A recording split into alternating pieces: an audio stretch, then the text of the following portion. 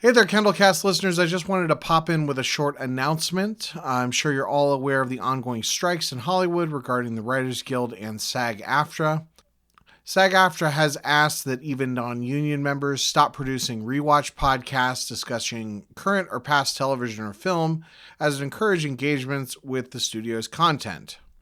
I reached out to SAG to see where some of the content on KendallCast falls. Against all odds, I actually got a response from the union, but it didn't have a super clear answer. They're okay with professional movie reviews, but not rewatches or recap shows. I personally would consider the content on KendallCast to be professional media criticism, but my co-hosts and I are still figuring out what the content should look like for the duration of the strike. Anyway, this episode was recorded before the strike, and we only talk about movies for part of it, so I think we're okay. Anyway, we at KendallCast support the writers and actors. Hopefully things get worked out sooner rather than later. Every single Wednesday I go to the shop, spend more than I should on comics. I buy my pool and a can of pop. It's Wednesday, I wanna go to the shop, even if it hurts my wallet. I might cut back, but I'm never gonna stop. Hello again and welcome to the Polis Podcast. First time in a long time.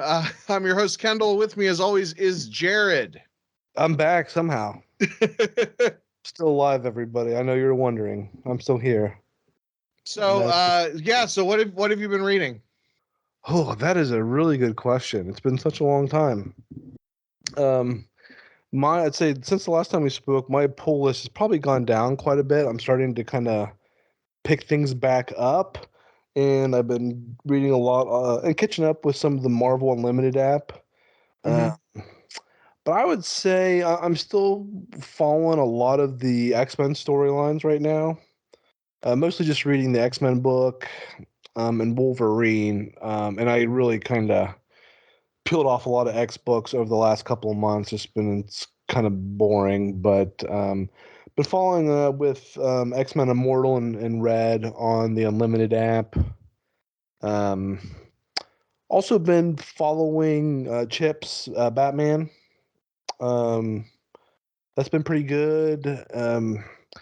I was reading his Daredevil, but now I've just been reading on Unlimited, and obviously the Punisher story that just got done by Jason Aaron. Was reading that.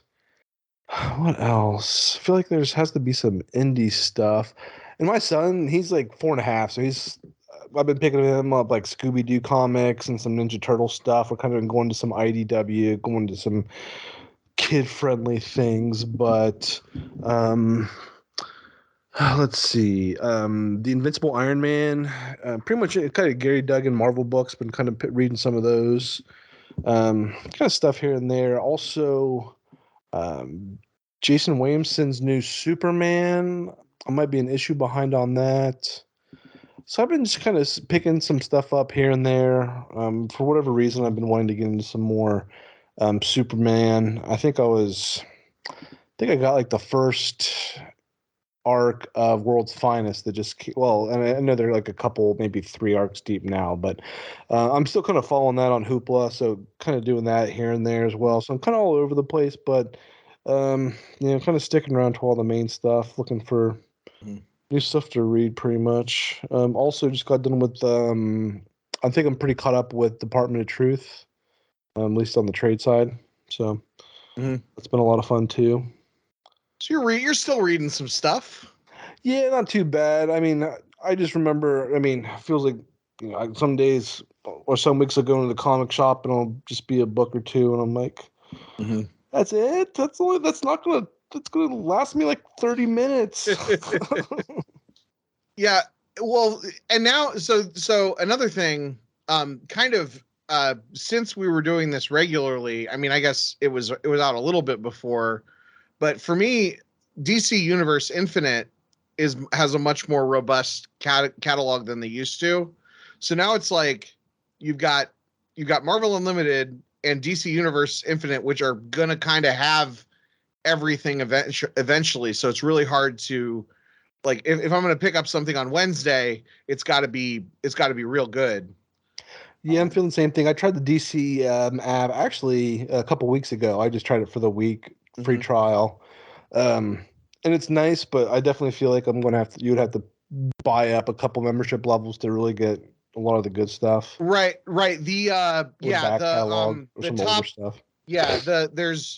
there's two levels. There's the regular, and then there's I forget what it's called, but like the higher level one.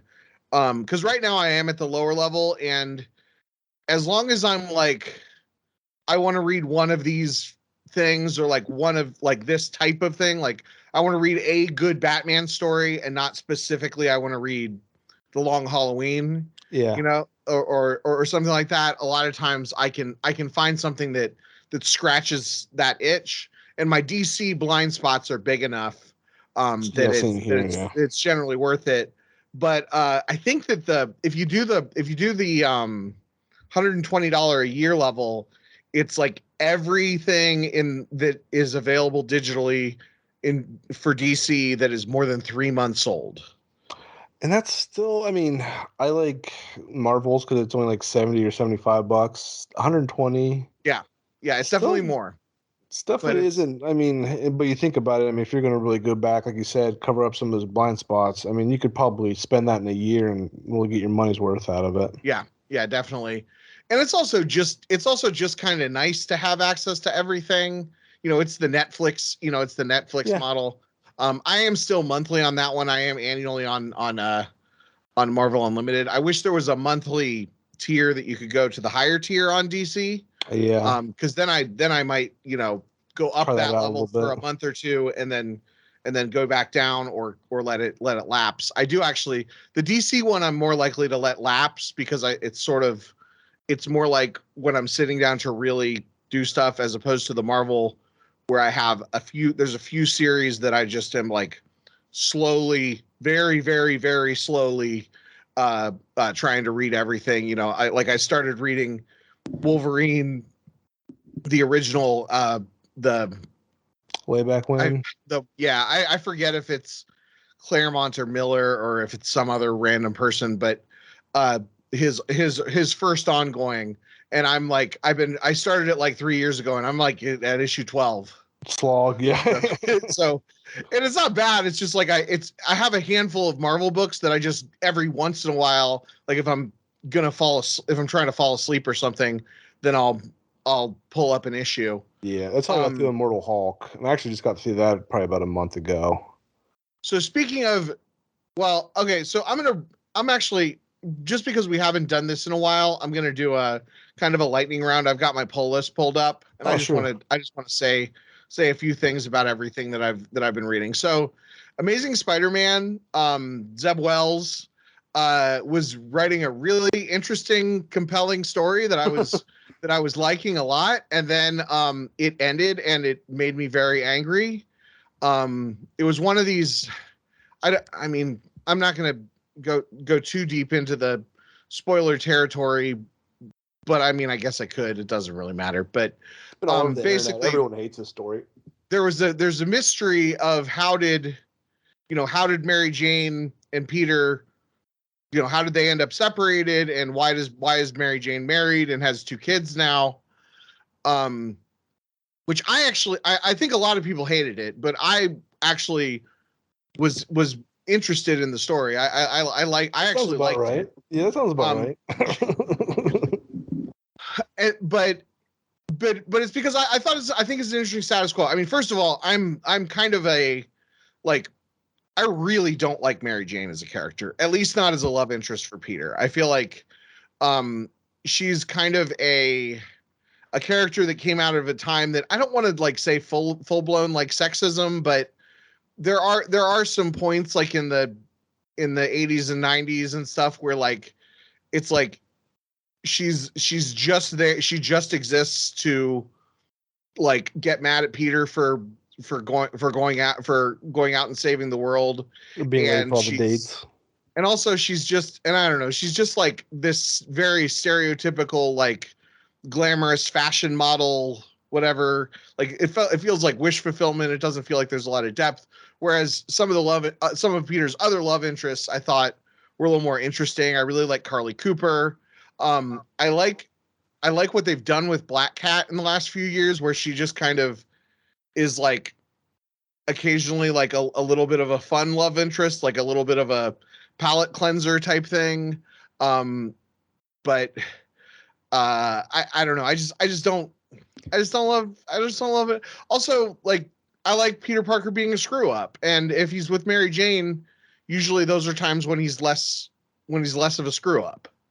But anyway, I thought it was kind of interesting, and it was pretty clear once they revealed that there was, like, we were talking about multiple universes, like that she got stuck in the other universe, time, where time works different, and and then she ended up with Paul. Yeah. And and they had the kids, but then like they just like, or like, actually no, the kids don't exist.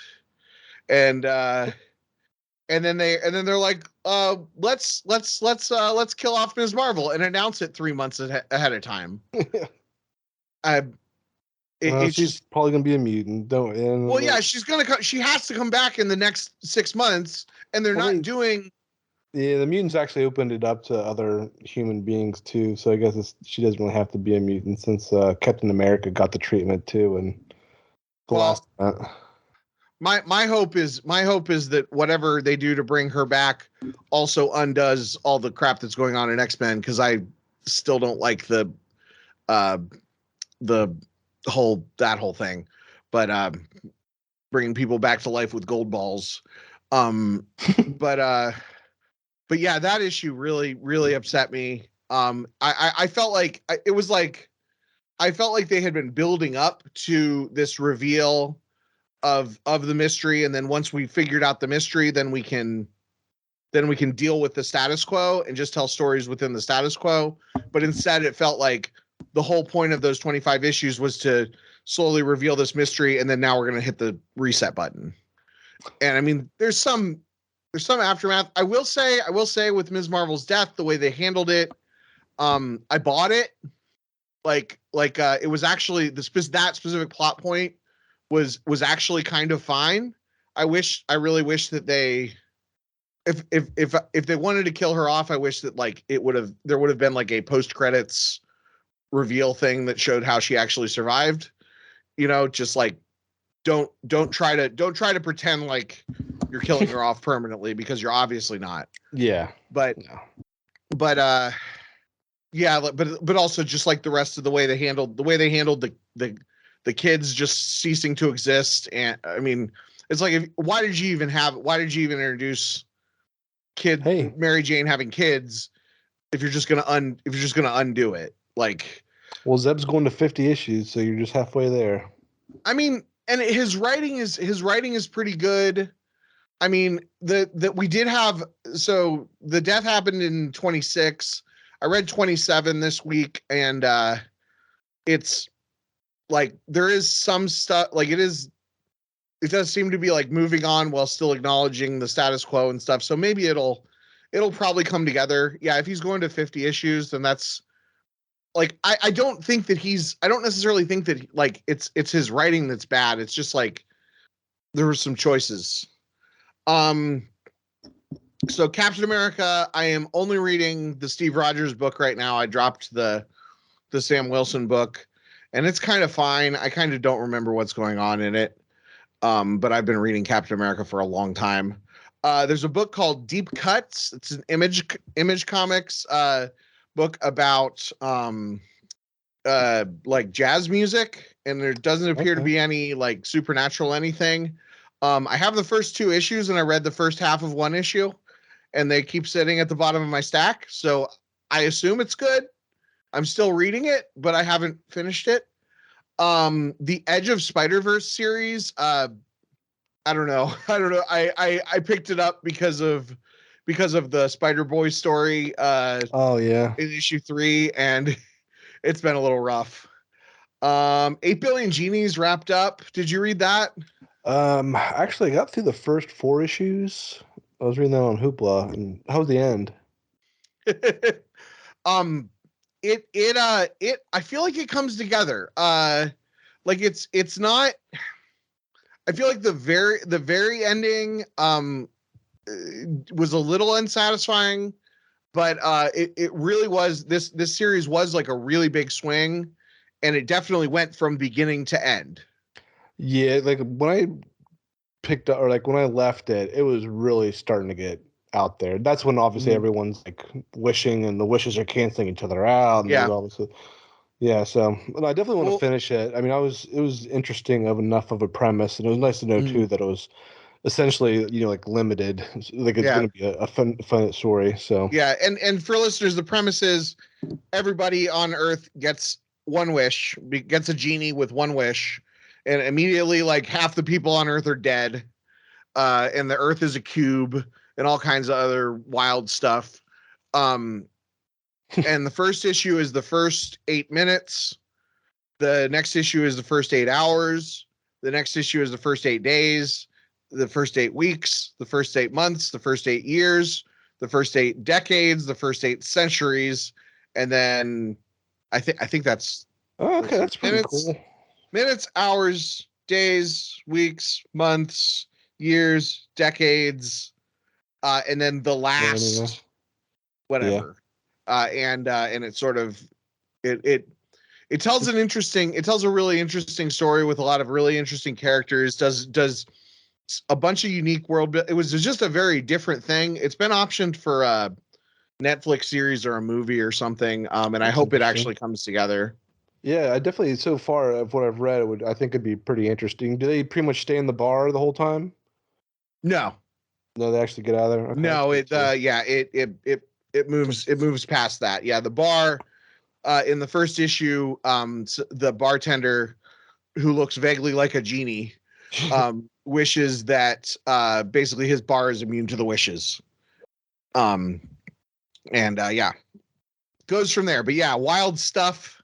They have these. It's I don't know. It's a very like, and it turns into like, like a post-apocalyptic kind of thing, but like done in a really uh different, interesting way. The kind of thing that like this is what you want from Image Comics. Even though, like I said, I'm not 100% on the ending, but I would still say, but also like I'm speaking with that like very, very critically because I was very high on the whole series.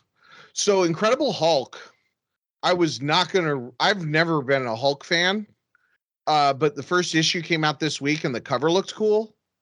Yeah. And that was one of the best single issues that I've read in a long time. Good. I was kind of skeptical because they talk about like a new monster era. I'm like, I just got done reading Immortal Hulk, and I'm like, that's like exactly what you just Mhm. described. And I was like, well, I guess the Donny Kate and whoever else was in between kind of got away from that. But Mhm. no, that's good to hear. It does look like a cool Yeah, cover. basically what the premise is that uh it is a very back to basics Incredible Hulk story. Uh Bruce is on the run from everybody, and and the Hulk is very mad. Like the Hulk side of him is very mad because of Sure. the stuff that went on during the Donny Cates Hulk run. Which also I did a rabbit hole and read almost that whole run on Marvel Unlimited in the last is because of this issue. I wanted to know what Yeah. had come before. But like this issue, it is like one of these. It is Spider-Man flying across the city to get Aunt May's medicine, but having to stop robbers on the way. Like it is Wolverine getting into a fight in a bar. It is I don't know. I can't. I'm drawing a blank, but it is a Batman murder mystery. Like Yeah, like it a is like your quintessential your Hulk. quintessential Hulk story. Hulk Uh, get mad, Hulk smash, Hulk talking well, yeah, like fragments. he's on the run from everybody. He goes into a diner and orders a sandwich, and feeds half the sandwich to a dog. And then loses control of the Hulk form, and then wakes up like a werewolf. And then there's these yeah, and yeah, like so, like the authorities are after him, and then also there's like this weird other, supernatural group that is turning into monsters, and then also there's a girl that's trying to get away from her abusive father, and like it's just this whole, like, I don't know, it's small town in the forest, like it was a really, really strong first issue that I just picked up. I literally picked it up because Philip Kennedy Johnson is a name that I recognize, but I could not tell you for the life of me what he's done. But I picked it up and literally it was like the cover looks cool. He's like the guy. He's totally off model. Bruce Banner is totally off model. Like normally, I feel like he's like like kind of a clean cut, like standard looking guy. He's got like shoulder length hair and like a army jacket, and he looks like a washed up homeless Vietnam veteran. Yeah, like he looks like kind of like Rambo and Rambo 1. It's great, guys. It's great. Yeah, I was really impressed. I'm really excited for where that series is going. Joe Fixit was a lot of fun. Speaking of Hulk, it was I'm gonna go check that out. Throwback Peter David team up with Spider-Man. Lots of silliness that wrapped up a few months ago.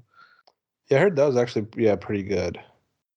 Dead Boy Detectives, done by Pornsak Pichetshote, his follow-up to after he did The Good Asian. I heard that was really good too. This story I need to read it a second time. I think Pornsak's his works read a little bit better in trade. Because I think I lost the thread a little bit, but it's like, but it was interesting. It's little ghosts of kids fighting supernatural stuff in like it's Sandman universe is the thing. So it's like, similar tone to like a Sandman thing. Dan Slott's back on Spider-Man, writing a Spider-Man monthly that I've really enjoyed. The End of the Spider-Verse event was a lot of fun, and I'm looking forward to seeing what he does next. Darth Vader Black and White and Red is a fun book where Darth Vader gets to be a badass. I was kind of curious. Yeah, I mean that's what it is. It's Darth Vader being a badass. The art's pretty good. Like I feel like these like Black and White and Red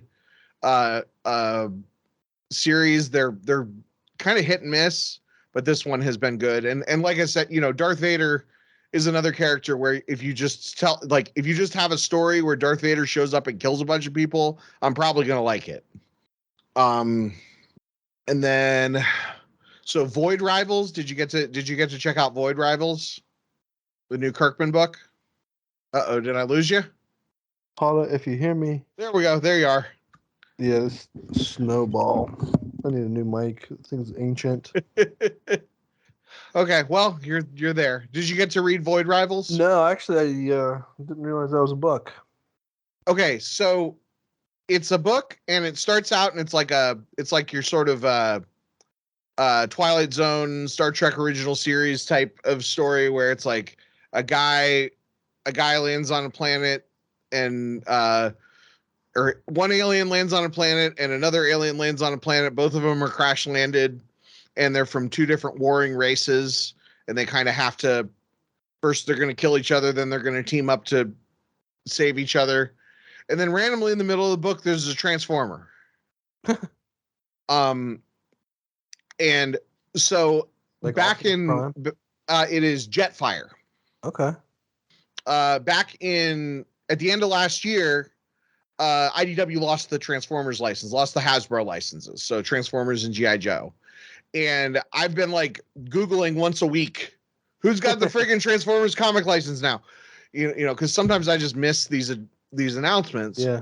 Well, this wasn't announced, but it was leaked a couple days before this issue came out.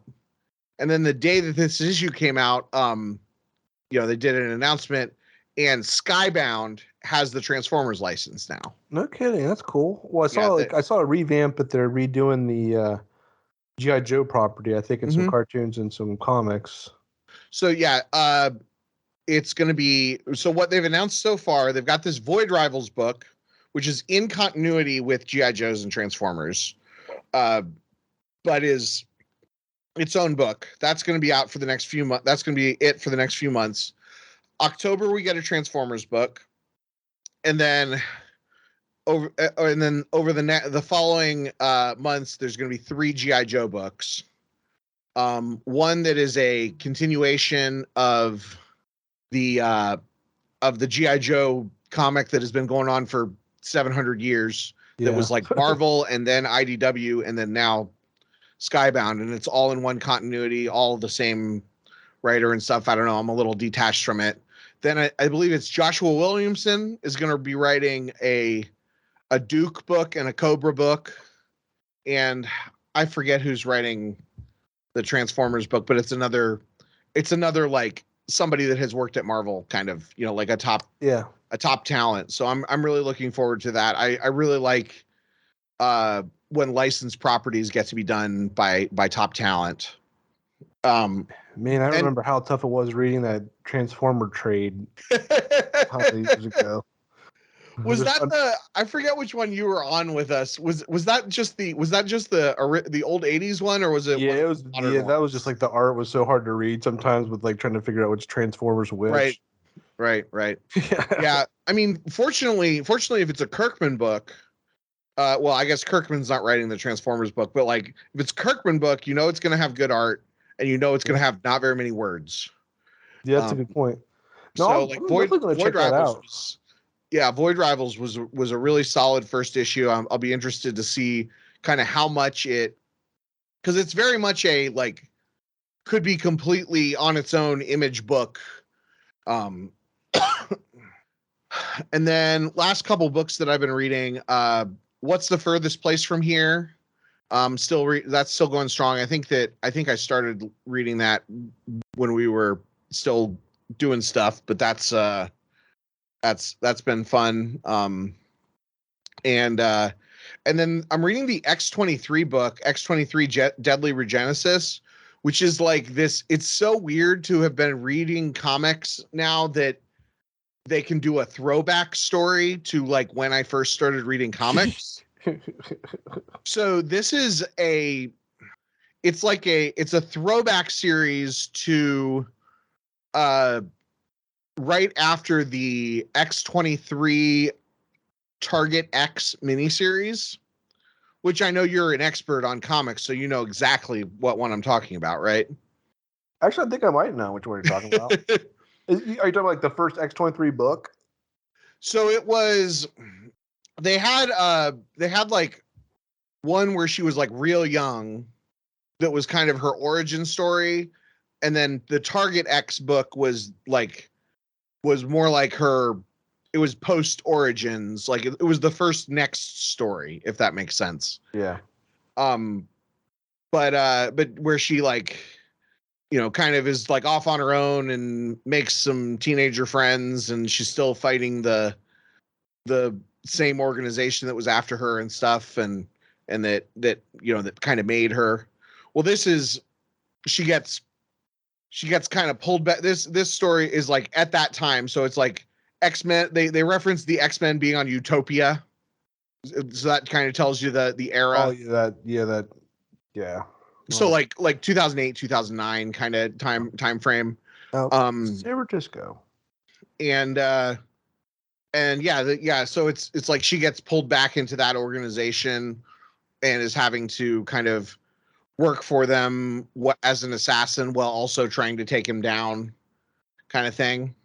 And it's been an interesting read, just because, yeah, like I said, it's a throwback to when I first started reading comics, and you know, so it's you know, that series has kind of a special place in my heart, and this is they write the character much stronger, I think, than she was written in that, but otherwise it's been it kind of reminds me of it, and it's cool. I don't know, it's a cool little book.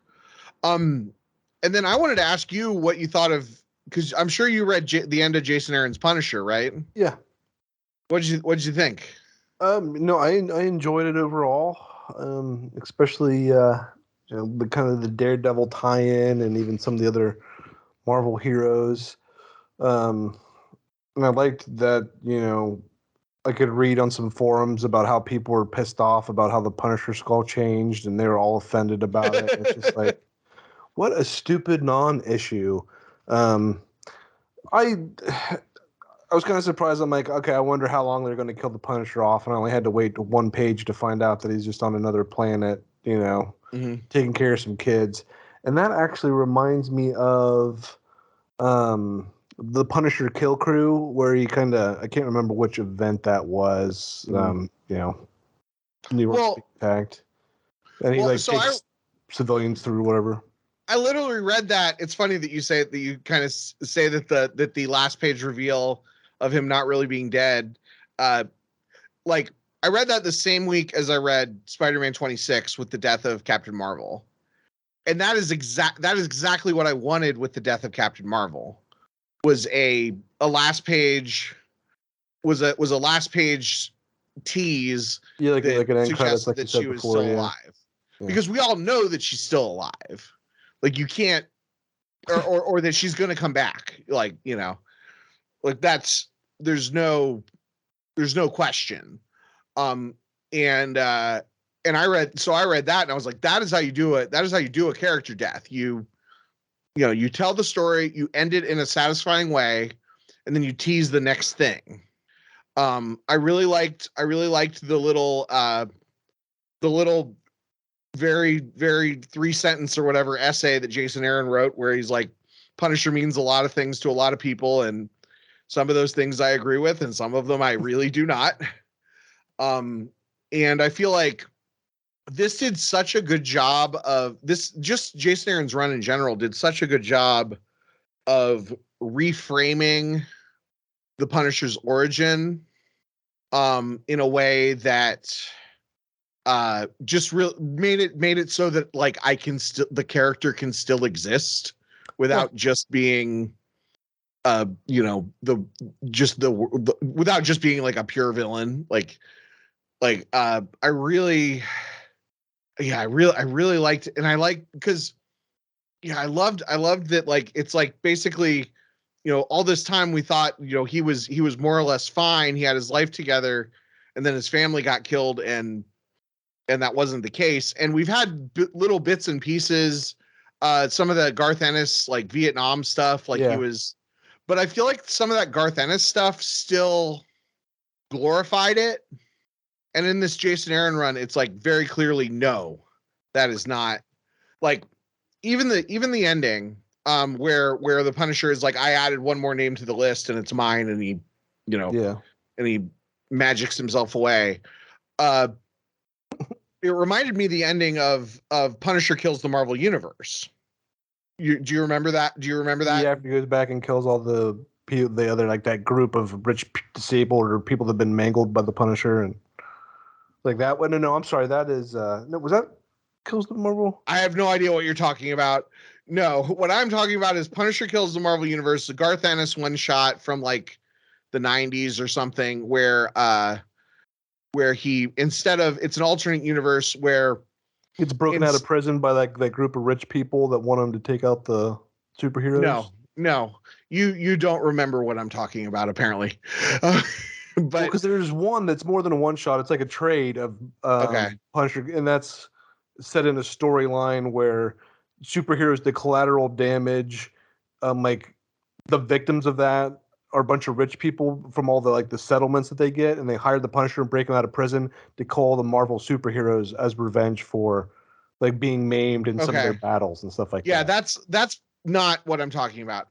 No, I'm talking about a single Garth Ennis. It's like a classic thing that is like a very like wish fulfillment fantasy of look how badass the Punisher can be. But it's a Garth Ennis book, and but the alternate universe is that instead of Frank's family being killed by the mob or whatever, they're killed in the crossfire of a superhero fight. And so then he takes it upon himself to kill all the superheroes. and all the villains. And then I at the think you might be end, thinking of the same one, and I think I might just get it mixed up. But yeah, go ahead. Sorry. but my point is, at the end, somebody says, you killed everybody," and he's like, "No, there's one left," and then he kills himself.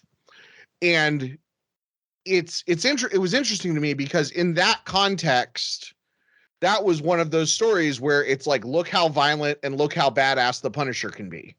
And I don't think that type of story is as compelling as maybe it used to be. Let's putting it nicely. But this Jason Aaron run has basically the same ending of, no, I'm the last one on the list. The sort of, you become the monster, so the monster won't break you kind of thing. And it hits different because it's like, you're like, no, actually he does deserve, like, you watch it and you're like, no, because you're not rooting for him the whole time. I mean, you're kind of rooting for him, but you know that he's a bad person. Yeah, I mean, I think kind of leading up to it, especially like, his kids trying to being brought back and they're like all deformed and all weird, and it felt like things are, obviously they're starting to unravel. But yeah, it's one of those where it's like, yeah, you can kind of want to root for Punisher, but it's definitely kind of getting hard to. But then again, it's like he's using them to kill, like, here, but they grab like today's haul of bad guys to execute for him to execute. And it's like, he obviously took his little one-man show and like went corporate, went worldwide. But I think his ultimate goal was to kind of end everything in the end and just kind of, use that for the means for now. But ultimately, it was going to stop. It's not something that was always going to go on forever. Yeah, it just, I don't know. I just thought that it's, the Punisher is a character that you have to walk a tightrope with. And I felt like Jason Aaron just did it excellently. I don't feel like he really, and he just, oh man. And there was like some over the top hand stuff. Like there's like where a lot it's of like Ares battles. Like, I mean, there's just like a lot of like super graphic. What stuck with me was like he's like, oh, they'll never know what it's like to be me. It's like, oh yeah, well, after you said that, we killed all of their families. Yeah. He's like, what? No, that's not what I wanted you to do. And one other thing to have to say is that Garth Ennis did Punisher Born, and at the end of that, it gave essentially the illusion that Punisher does have some superhuman powers. And I think that's kind of like the first Punisher story that's ever alluded that he's actually had help, besides him just being, like the ultimate Marine. So this gave him a story that he's been kind of handpicked by the demon, that he's destined to have all these special powers and stuff growing up. So I think giving him that kind of bad guy background, or giving him like some supernatural background powers, even helps to just validate him being able to do all this crazy shit in all the other comics. So even just kind of like solidifying that the Punisher, isn't just a man, living off of revenge for however long is kind of neat too. Well, and I don't know. I think that you have to, because there were, look, present company excluded. I've known some real, not the best people who were Punisher fans. It's hard to be a Punisher fan. I don't even want to wear my Punisher shirt outside of the house, to be honest. Yeah. I well, because people like, it's like you have the people who are like, oh, the Punisher is just doing what other people are afraid to do, or what the cops would do if they could, or whatever. And it's like, no, that's not a good thing. And the comics go out of their way to address it. I mean, like Jason Aaron, like you said before, and that sort of stuff. Like he, Well, I think some Punisher comics do, some, especially older ones, not as much. That's a good point. And also, like, I mean, I haven't read all of the Garth Ennis stuff because I'm frankly, even like Preacher and stuff doesn't resonate with me as much as I think it does with some people. But like I definitely have had conversations with people where it's like, oh yeah, I like Punisher. I like Punisher when he's written as more of a, as more of like an anti-hero figure, or I like him when he's juxtaposed with superheroes, and you have to ask yourself, well, what is, is this the logical extreme of what Spider-Man is doing? And the answer, of course, is no, because Spider-Man's a hero, and but like I like the sort of the more nuanced takes on Punisher. And then people, I was like, oh well, have you read the Garth Ennis stuff?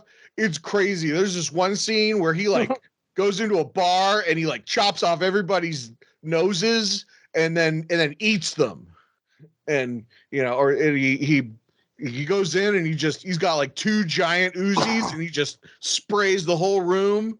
It's crazy. They actually only used, I was making this up, but I just realized that the Darth Vader comic does this. They actually only use red ink. It's just like black and white with like red for the blood. Well, that could actually describe one of the scenes in the early part. Like Frank went to his bunker and then like a million hand ninjas popped out and he only had like 2 guns and like killed them all. Right. But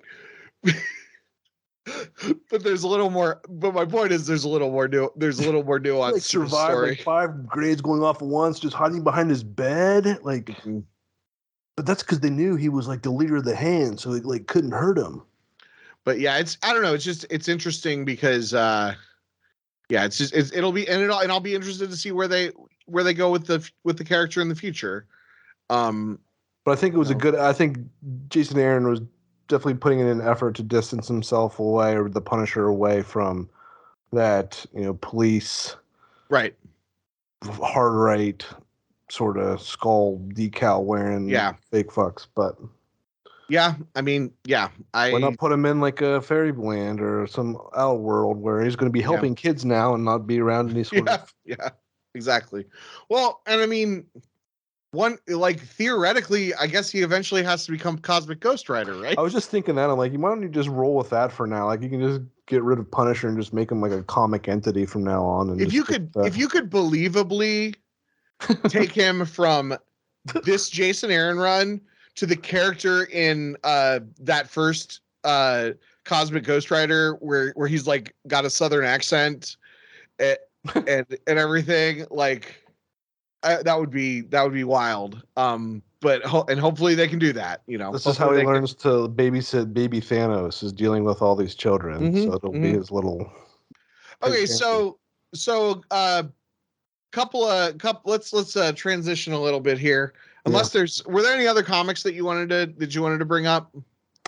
Nah, not really. I mean, I don't need to rehash all the storylines for all that stuff, but just trying to spread it around a little bit. Trying to think, did I? Oh yeah, and I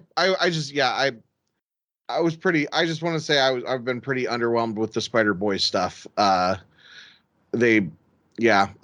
I'm a little. I was when he showed up at the end of the Spider thing.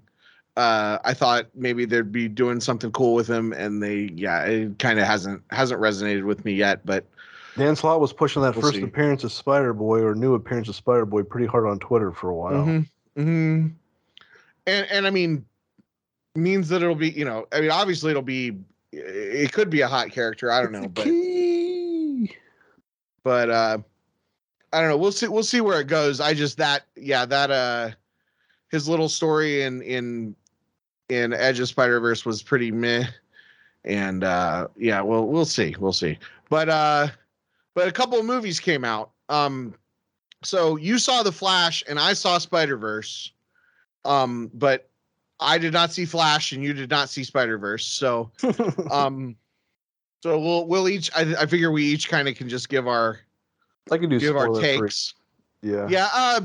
I mean, not like hard spoiler not like I mean, outside of what's been known already, I mean, obviously Warner Brothers for The Flash, since Ezra's a piece of shit, they had to spoil Keaton being in there as Batman and all the other cameos just to keep people interested. So I won't have to go super hard, but. Well, like, what's the so what's so what so It's how was Flashpoint. it? Yeah. Yeah, it was kind of Flashpoint. I left the theater thinking like, hey, this wasn't a bad movie. I thought it was better than Quantum Mania, to be honest, especially after the first watch. I'm the only one that liked Quantumania. The thing is, like, I like Quantum Mania. I just think Michelle Pfeiffer was in that movie way too much. Or they just focus on her part a whole bunch. I don't know, that's a separate thing if we ever want to Mhm. rehash it. But I still liked Ant Man, but I liked Flash better. Um, People complained about some of the CGI parts when he's like turning back time, and they did give me some Polar Express vibes, but they definitely weren't in there long enough for me to be affected by the movie for me to give that big of a shit about it. Supergirl was really good. You could tell what Patrick Shannon said he wasn't very like interested in playing Zod again, but Zod isn't exactly the most vibrant villain out there in the world, so I don't think you could really tell a whole bit of a difference. But it was actually a pretty neat story. I thought it was going to be like the hard reset of the DCU, but then I remembered that Aquaman Lost Kingdom is still going to be coming out, so it's like it'll be just weird how it is set up. I mean, he did kind of set things up, but they also almost kind of set it up for a way that they could move forward without Ezra being the Flash in the future. Um, Mhm. but we got our old, the original Batman, Michael Keaton, and that was probably my favorite part. He was really good in it. They showed a lot of really cool Bat toys and Did vehicles and things like that. is his role pretty robust? Yeah, I would say probably about like the last third of the movie is when they really start kind of getting into all the different like multiverses and picking stuff up. And with Supergirls, like, and it's kind of like every time Barry goes back, and it's the point where his mother's dead and his father's in jail, and he goes back to try to stop that. But by stopping that, he really ends up fucking up the universe. Yeah. So there's no Cal never made it to Earth. So there's no Superman, and Supergirl was captured by the Russians, and stuff like that. So they had to like break her out, and she actually wasn't in the movie as much as I had hoped. Maybe in like the final quarter of it. Well, is she gonna be in the Woman of Steel adaptation?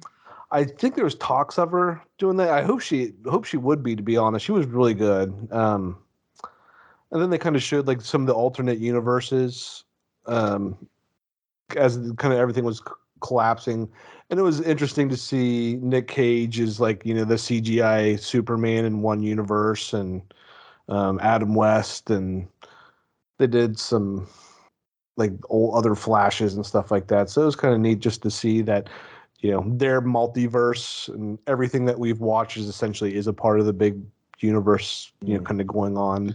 But It's it, just it does like end what up. all these things do. Like Oh I yeah, don't know. no, totally. Like that's where I'm just like, I mean, But with them not going forward with it, so that's the thing too. Because I mean, Marvel's doing it, but they're going to be expanding the story. I don't think we're going to be getting any other multiverse stuff from DC. To be honest, I think it's going to be set one way going forward. mhm. They are going to be able to reset the universe, but I think, and they also kind of alluded that not everything's completely different. So I think James Gunn's going to be able to keep Peacemaker still in there without complaining too much. 'Cause that's what he said Oh he's gonna great. do. That's the thing. That's the thing I was worried about was that fucking Peacemaker was gonna not be able to be Well, in. his wife needs a job, so he has to keep that series going. Hey, and John Cena's pretty funny.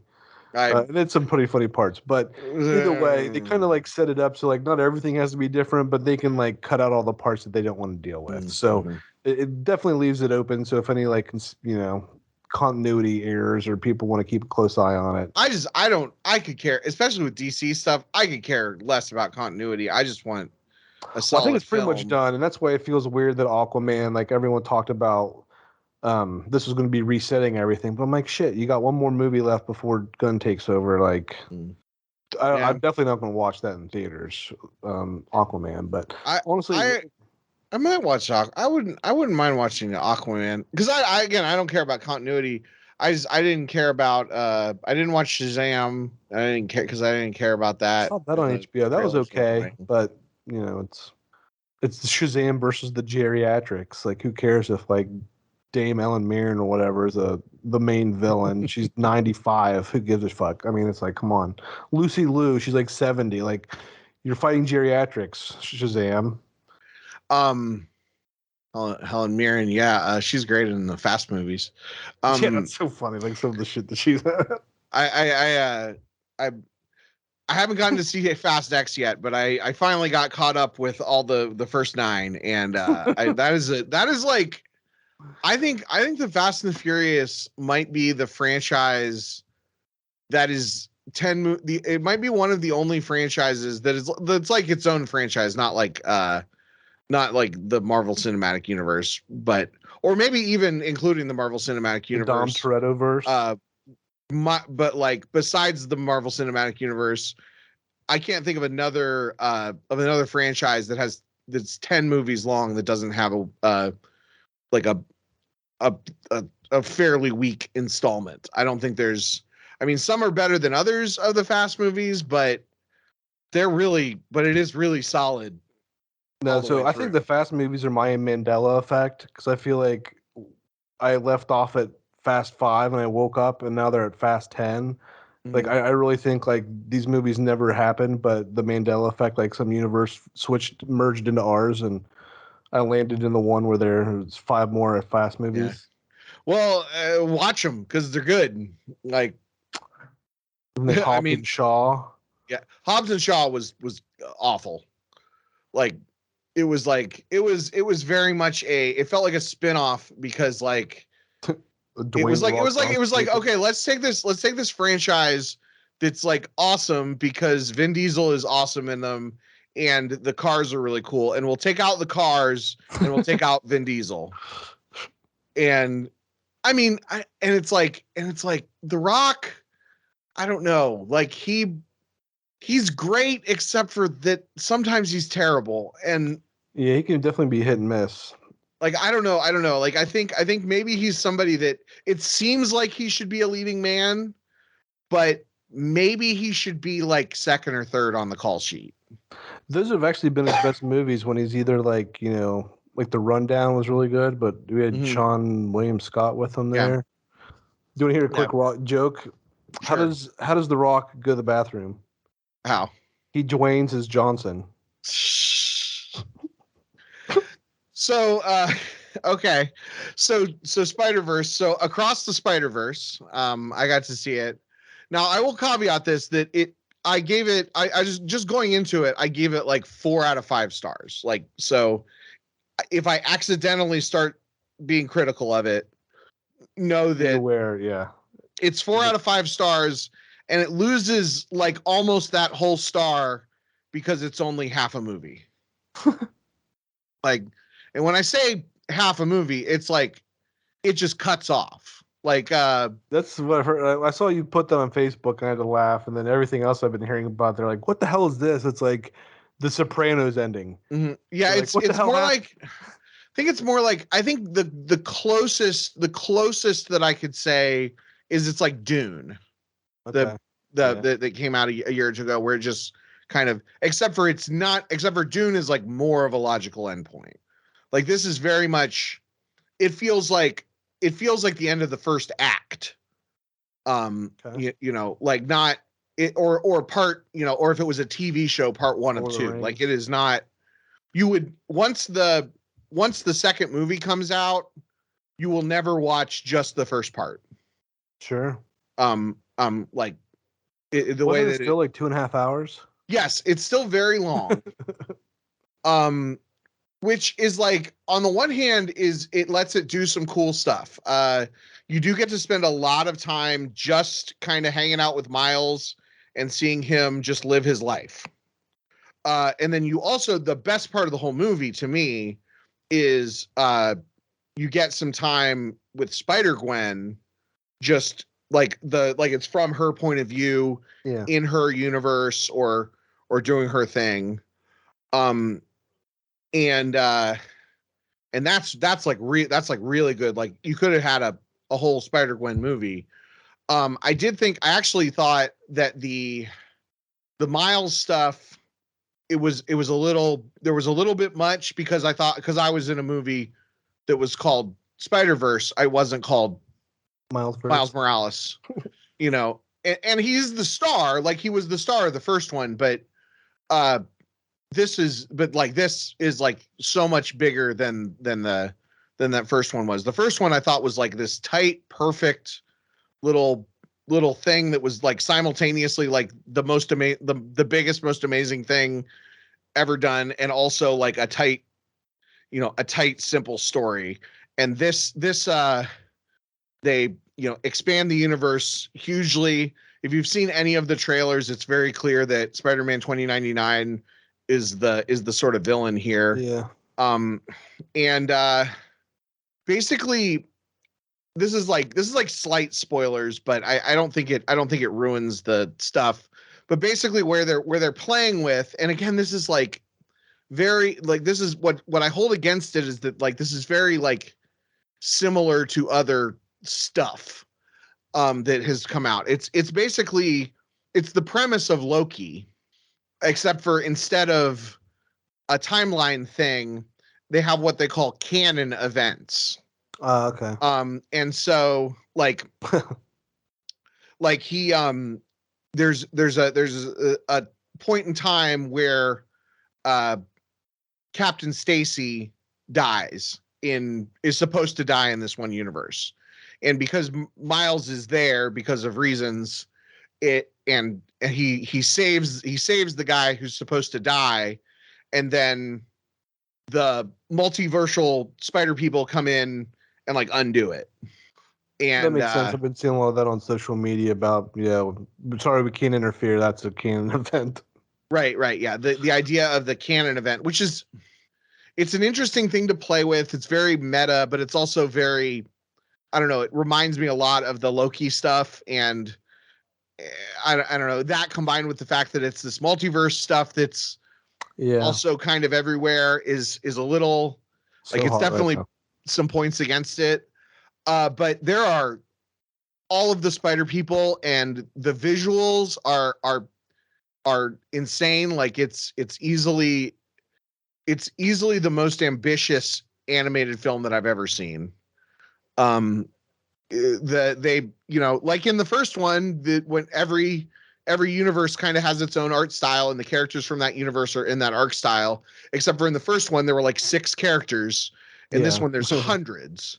And I've been seeing like on Twitter and stuff, like people just like post like this, this version, and this was all the research that I did for this, and this is why we made them look like this and everything. And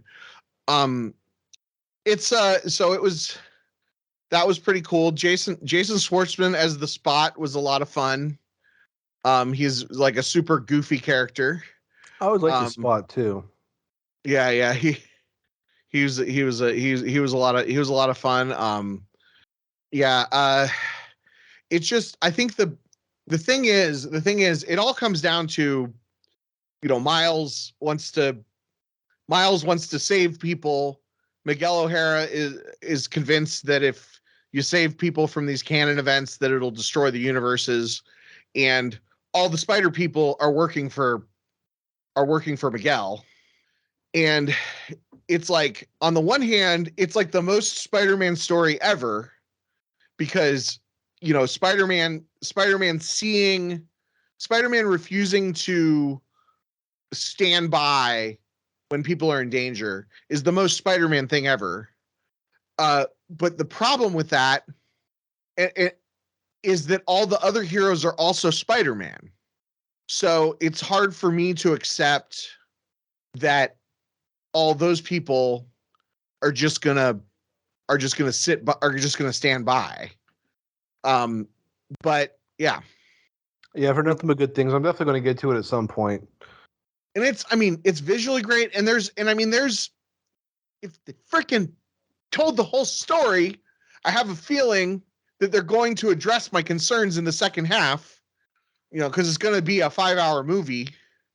So they're probably going to address my concerns. Probably it's something like he picked and chose which multiverse versions of people, and he chose the most broken and compromised versions of Spider-Man to work for him, or something like that. But like, Do you know when it's going to come out? Is it going to be relatively Yeah. soon? Yeah, so it comes out next March. Okay, well that's not too bad. So then. it's real soon. I mean, it's like, make sure you see this in the theaters, but also like you'll be able to see it in the theaters next March because all the theaters will be doing the, That'd be so cool to the sit there double and do it back features to and stuff. back. Oh, that'd be awesome. And it's like I almost think maybe the right call at this point, Just 'cause wait. who knows when I'm going to post this episode. But at this point in mid-August, now I'm going to post it and it's going to be September. At this point in mid-August, if you haven't seen it in the theaters yet, then it might be worth it to just wait and see it and see them back to back, or maybe go see it now and then just be prepared that this is part one of two in a way that is the ending is very unsatisfying, and I think that's nice to know going in. I mean, that's at least with Avengers, we knew that was going to be like a two-parter. Right. So I think if I had known, I mean, I saw somewhere, because that's the thing is other people have said this to me because I posted on social media that this is half a movie, and people were like, Kendall's an asshole. He hates everything. He just probably meant that the character development wasn't up to his standards. But no, it's like literally it stops at the act break. It is half of a really, really long movie. They sing La Vie Boheme, and then that's the end. They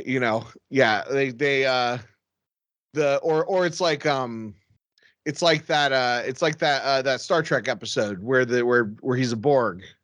Best of both worlds. It's like the end of the first part of Best of Both Worlds, where they're like fire all weapons, and then you have to wait all summer.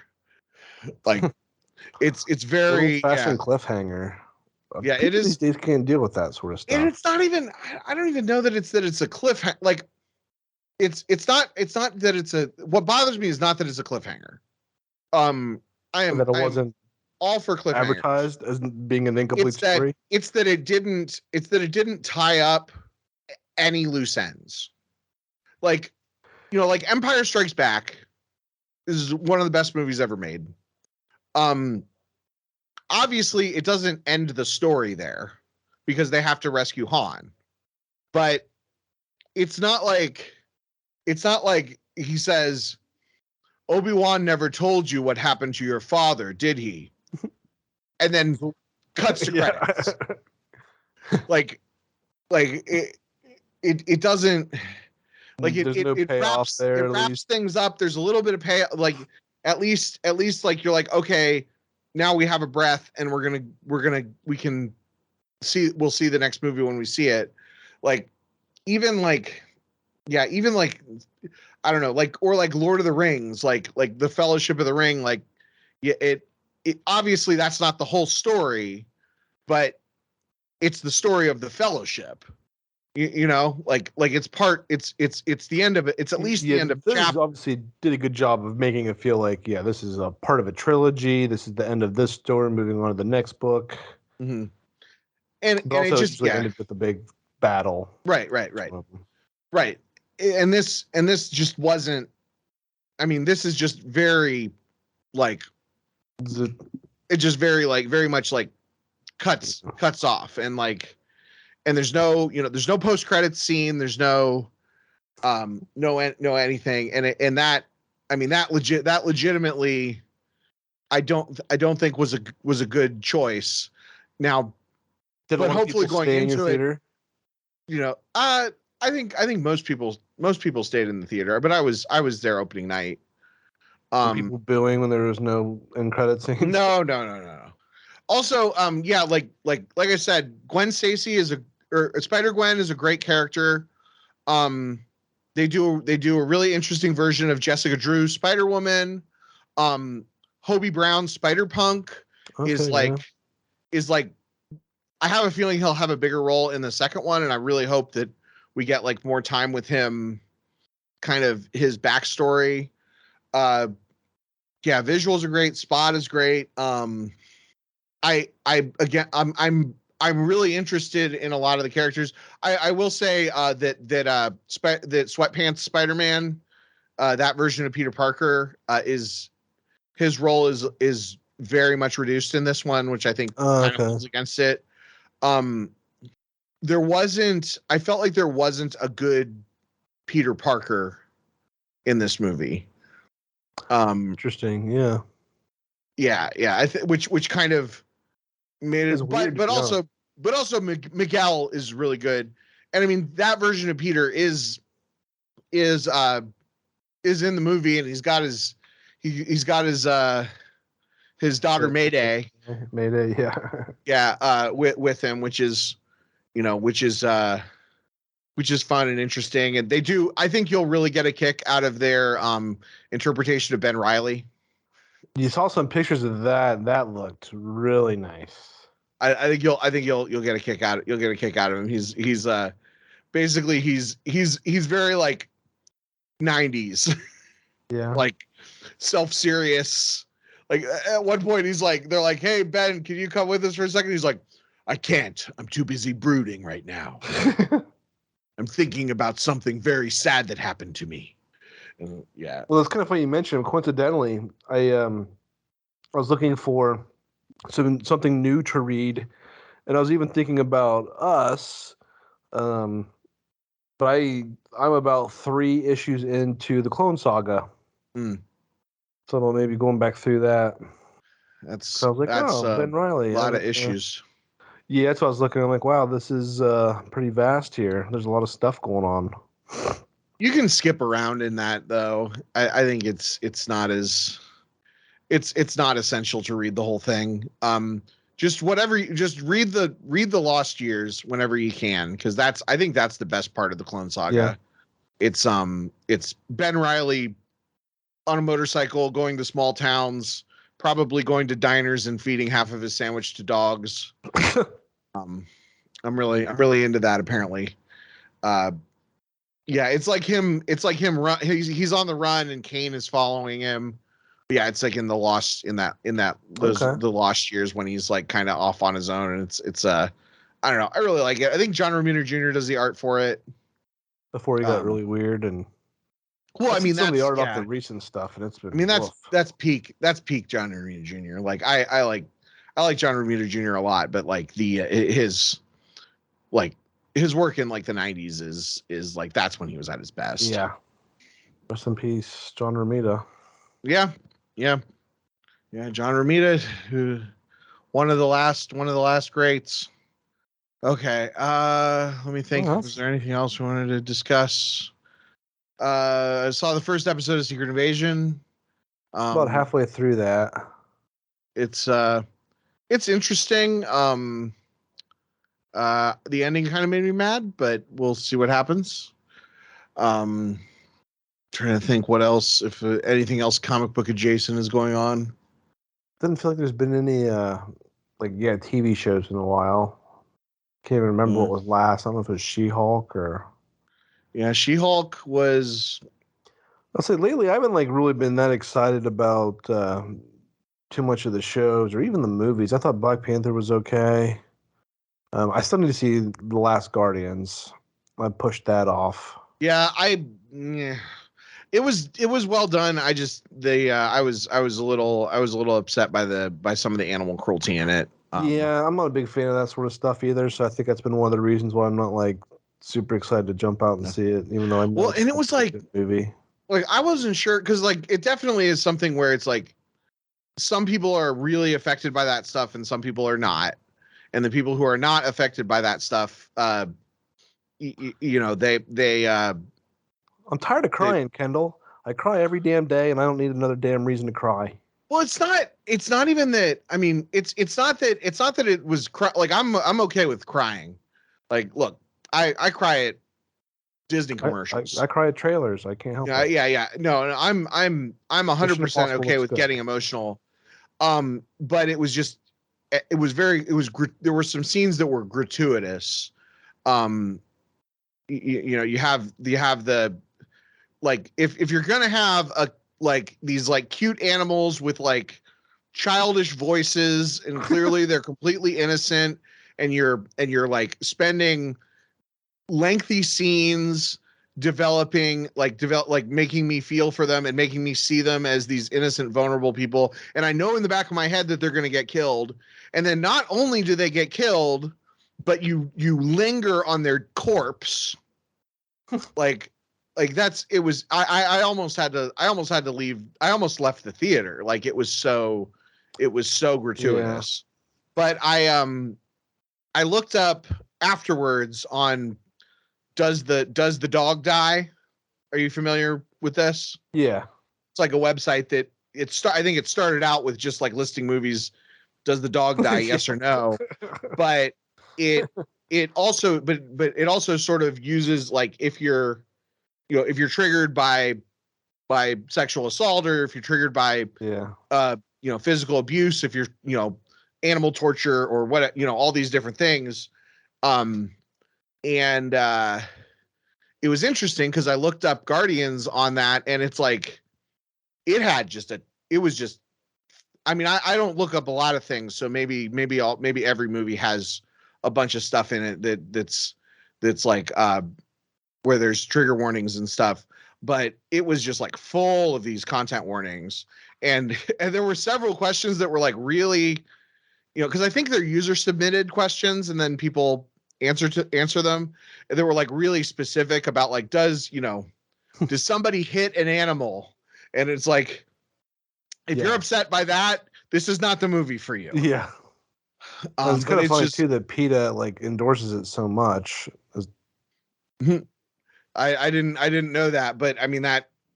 No, it's all like, I mean, they said just in terms of like representation of animal abuse, like it's like I mean, it's kind of bringing to light animal abuse, so they like it in that sort of sense. Not right. Abusing animals, but yeah. But I guess my thing is, there's a time and place for that sort of stuff. Like, if I want to watch, I watch all the Best Picture nominees every year. I watch a lot of the Oscar nominees. Yeah. And I go to film festivals and stuff. I watch plenty of artsy fartsy crap that. Like that's where you can like really I think that's the place to really explore those themes.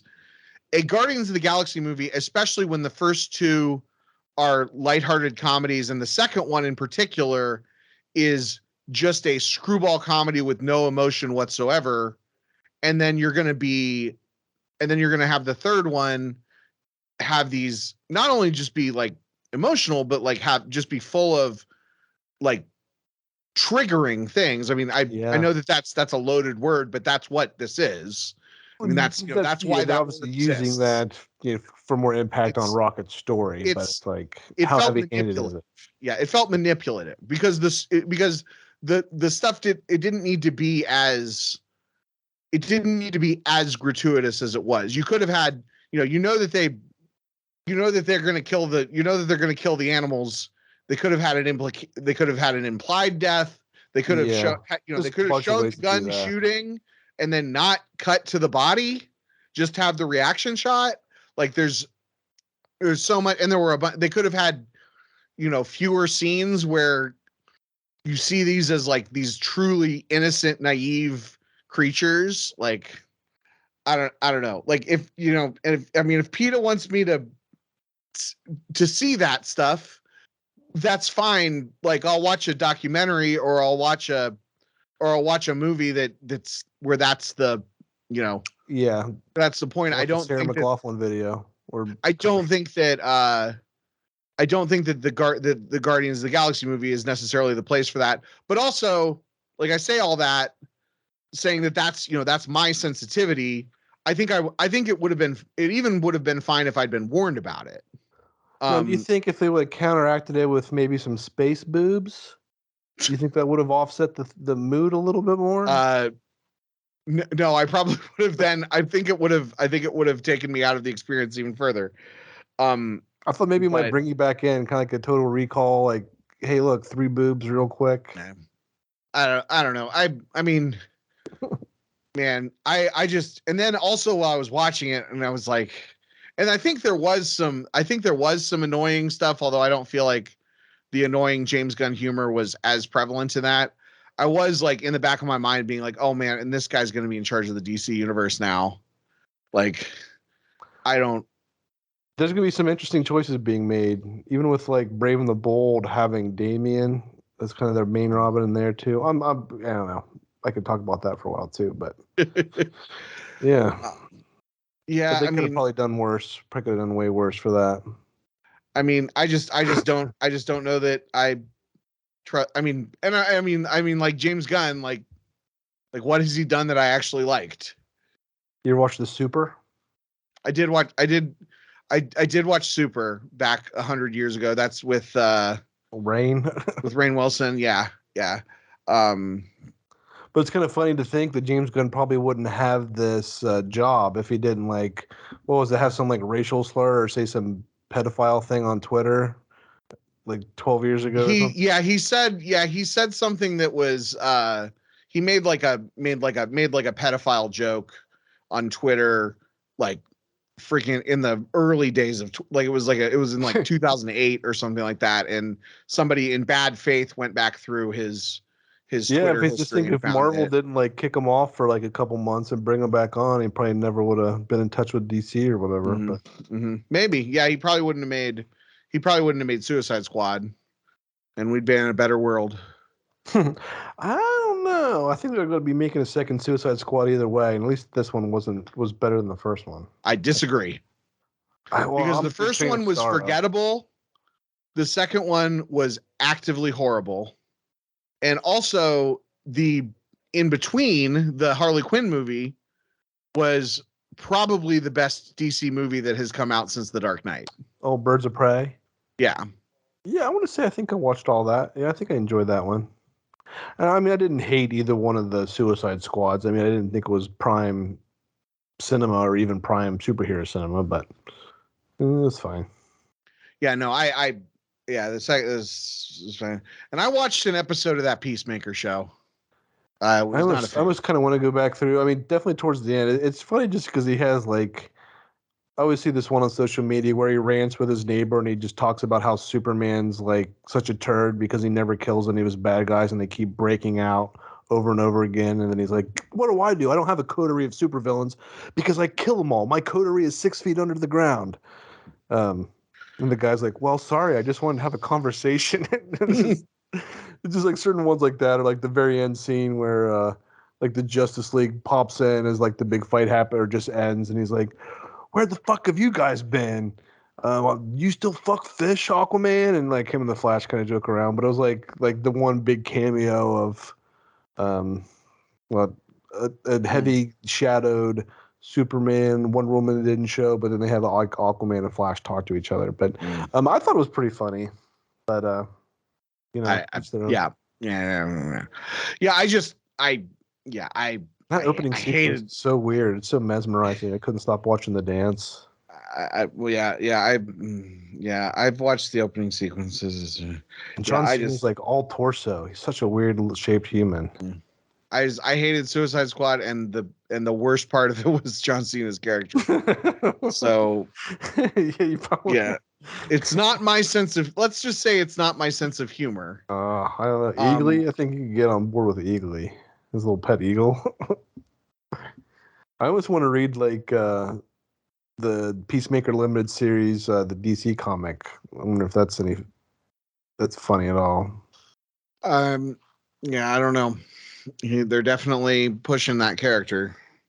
Yeah, definitely. They're gonna get some miles out. And they love their John Cena.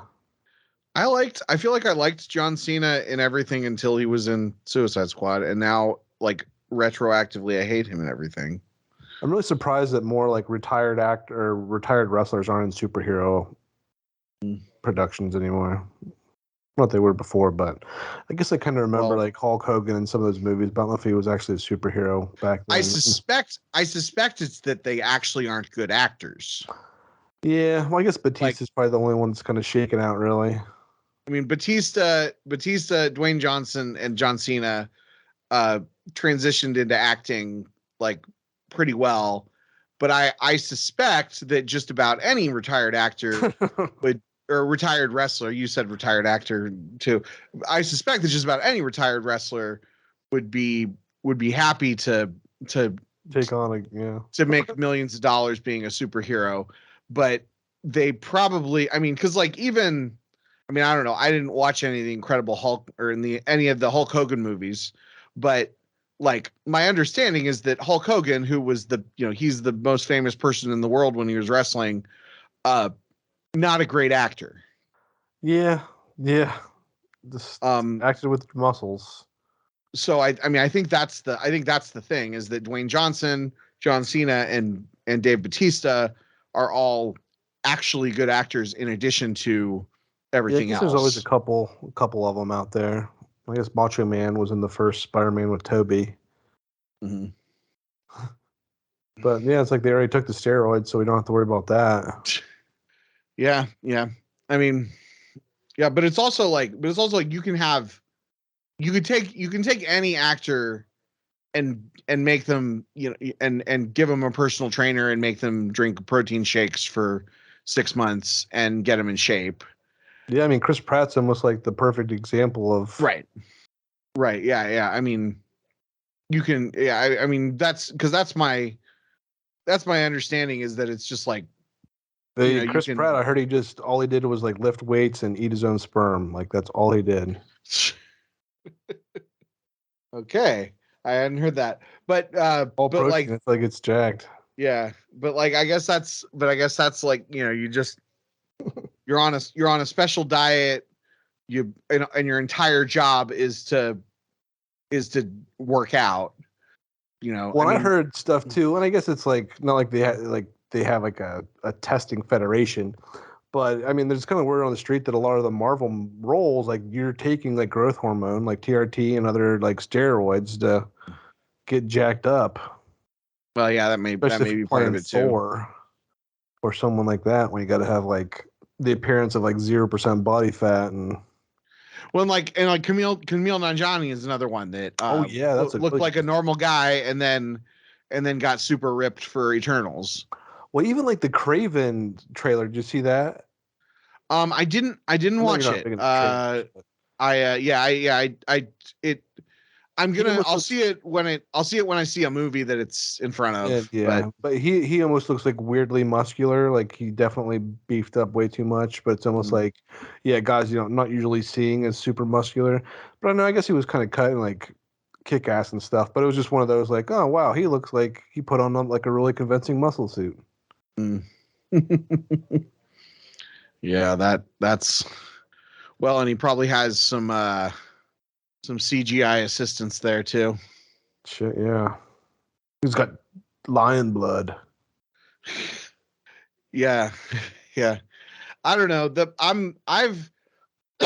mean, I liked the first Venom movie. The second Venom movie, I do not remember 1 minute of it.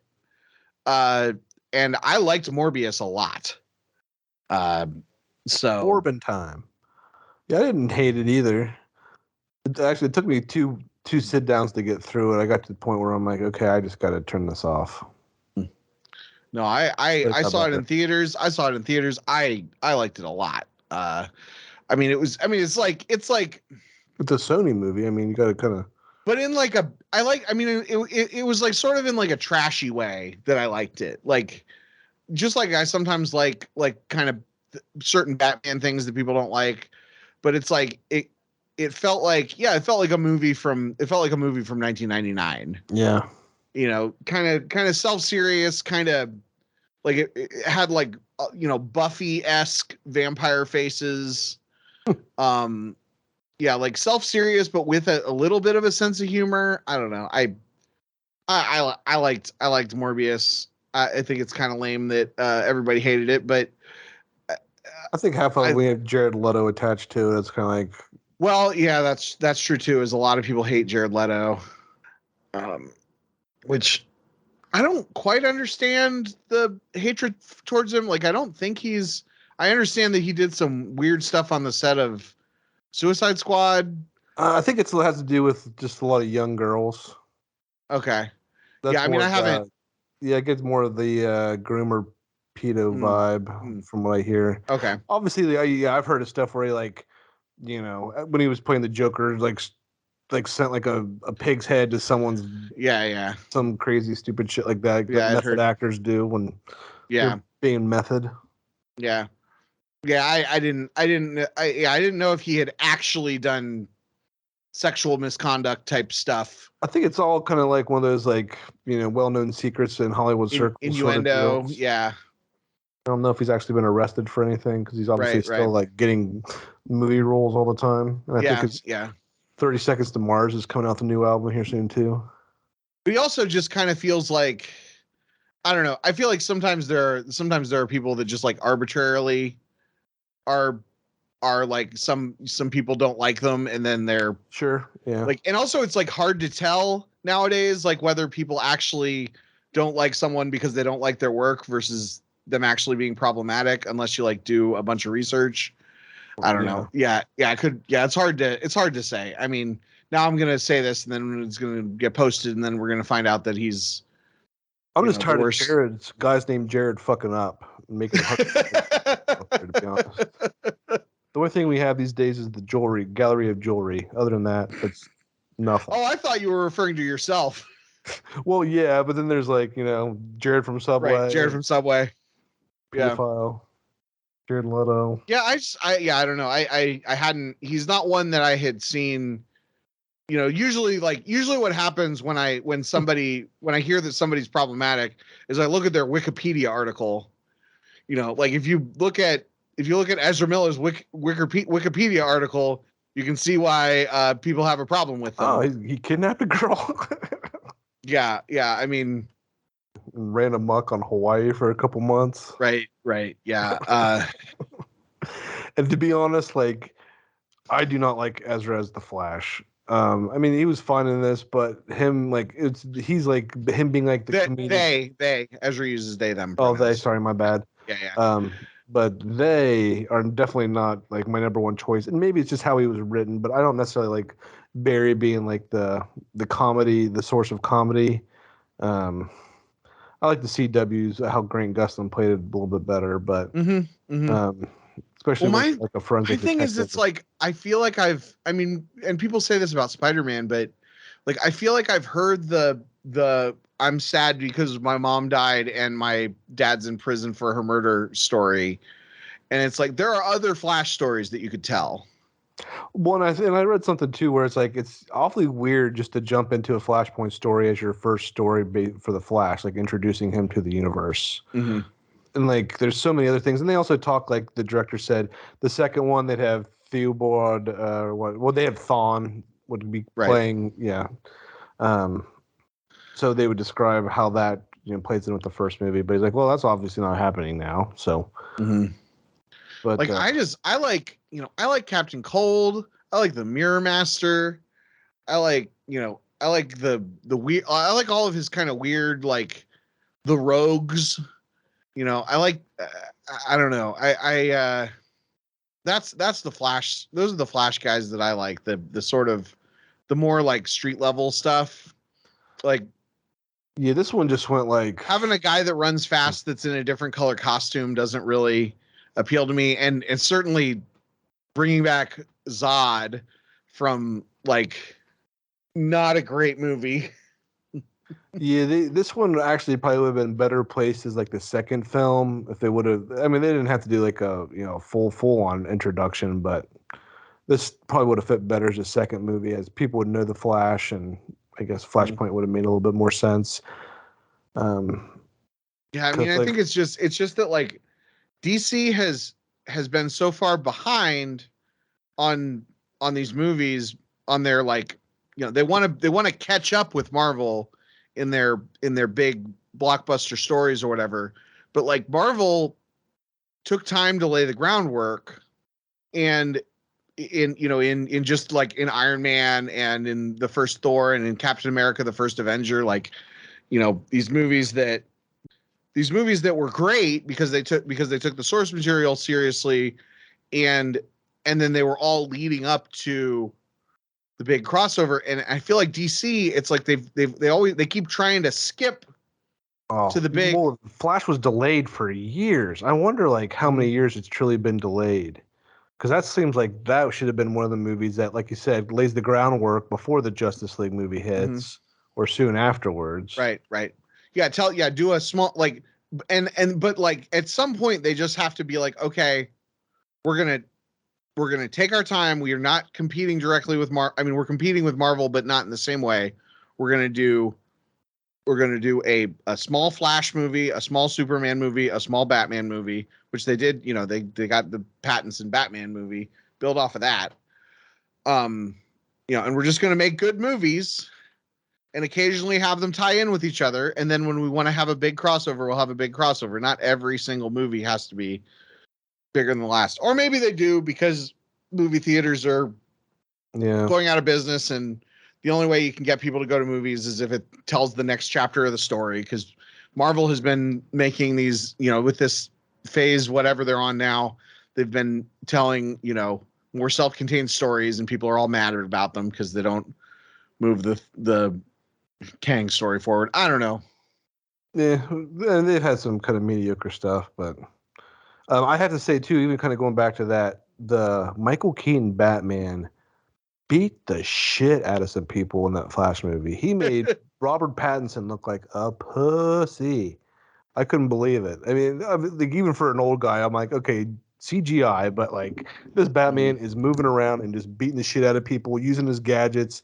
I mean, it was a very, very satisfying adaptation of a Batman. And it's kind of funny too, because it's like you still see the traditional Batsuit, like, you know, this guy can't move his neck at all.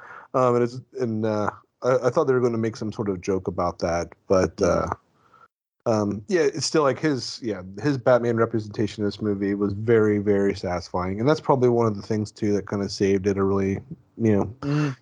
For me, I would say I'd give it about a 7 or 7.5 out of 10. If it wasn't for Keaton and his role, it probably would be about a 5 or 6. But it was good times. But how many out of 5 would you give? 3.5. 3.5. Okay. Yeah. Because I like the 5-point scale, because I don't think the 10-point scale. The 10-point scale is hard because nobody gives a movie a 4 out of 10. That's a good point. You know, like you almost always are using the top half or like a 0. But a 5-point scale, like each of those numbers means something. So using only imaginary numbers, how would you rank this? So to me, like 3.5 is pretty good. That's like a C+. Yeah, that's not bad. Because I think technically I might have given Spider-Verse on whatchamacallit, the Letterboxd. on Letterboxd. I might have given it 3.5. Are you dragging it down? Well, it lost the whole point for being half a movie. Sure. So yeah. So like because that really, really messed it up for me. So in that case, I can't remember if it was otherwise a 4.5 or a 5. I think that's completely fair. But yeah, I really hope they do more with Hobie Brown in the sequel. His character seemed really interesting. A very different version of, or a much deeper version of Spider-Punk than at least anything I've seen in the comics. Yeah. That's all right. Well, we've been going for a long time, and if I want to have any hope of editing this ever, we better wrap up. Put it on there as is. Yeah. Well, I probably will. I just have to level. When your microphone stopped working, I'll have to get to that spot and stuff up a little bit. Yeah, I don't edit that much, but I still have to listen to it, you know, just to make sure that it's all there. Yeah, we're definitely getting close to the 2-hour mark, so. Yeah. Yeah, thanks for doing this. We'll have to do this again sometime in less than 9 months. Ends. Yeah, yeah. Maybe we can figure out something to read and review or something. Yeah, end of summer or whatever. There's maybe some other movies or something coming up too. There are so many movies coming out in the next few weeks. Maybe we just do an end of summer best of the summer movies episode or something. That's not a bad idea, because I want to watch Barbie. I want to watch Oppenheimer. There's just a bunch of stuff. We got Asteroid City coming out. Yeah, it's already out. I'm seeing that tomorrow. Hopefully I will be doing a review of the Transformers: Rise of the Beast with my Warren Beast crew. Because I heard this that is was like really good too. the thing that we've been waiting for. I'm glad to hear that you heard that it was good, because I did not hear that it was good. Well, but I I heard have it's not like as a watched it. fan of Beast Wars growing up, like it was, if you're a fan Okay. of that, they said you'd enjoy it. So like that works Yeah. for me. I'm not expecting a whole lot from a Transformers movie anyway. So I mean, I loved Bumblebee. Bumblebee was like one of my favorite movies of the last decade. I understand that this is not going to be that. But as long as it's not like the Michael Bay movies, yeah, where Shia like LaBeouf does not show up at all, unfortunately. Shia LaBeouf was like not even the worst part of that. Oh no, actually, I like Like, him. by far. I think the movie's got, well, I don't know. I can't say which ones were worse. Revenge of the Fallen was pretty bad. But yeah, I don't know. My bar is, I like to think my bar is pretty low for the new Transformers movie, but I'm really, really hoping that it's at least fun. All right. Well, thanks everyone for listening. Yeah. Well, and thanks to patrons. We're up to like 7 patrons now. Shout out. Hey, speaking of Jared's, our newest patron is named Jared. Shout out to Jared. Is he an evil dictator? Or... He is not fucking things up for everyone. He's a good guy. But anyway, know him from the Star Wars card world. Nice. But yeah. So thanks everyone for listening. Till next time, keep reading those comics. Bye-bye. All right, that was fun. Hopefully I wasn't too ranty. Oh, no, not at all. This podcast is a production of the Kendallcast Podcast Network. If you'd like to support the show, you can go to patreon.com/Kendallcast or make a direct donation through the PayPal link at kendallcast.ninja. Thanks for listening.